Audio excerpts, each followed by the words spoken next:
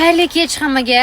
Men repetitsiya sabab to'yxonadan voqli chiqib ketdim, lekin ungacha Ferizapam yonida kelinni dugonasi bo'lib qo'ldan kelgancha paddeshka qildim opamni dam olishiga.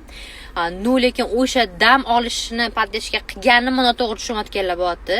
Chunki men o'zim kelin bo'lganman. Men kelin bo'lganimda faqat tikka turganman, faqat kelin salom qilaverganman, kelin salom.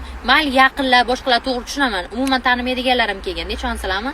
Hozir menga Ferizapam aytdi, o'sha vaqt Shahlo iltimos 2 minut o'tiray, juda ham charchab ketdim. Keyin oyog'im tagiga mazok bo'lib ketdi dedilar. Qarasam, tuflisini tagida vashi oyog'i kirib ketganda, qizarib shilyapti.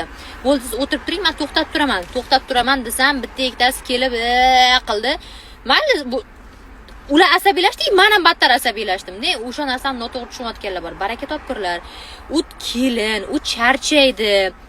O'sha narsani master xalqqa qildim xolos. Mendan umuman xafa bo'lmanglar.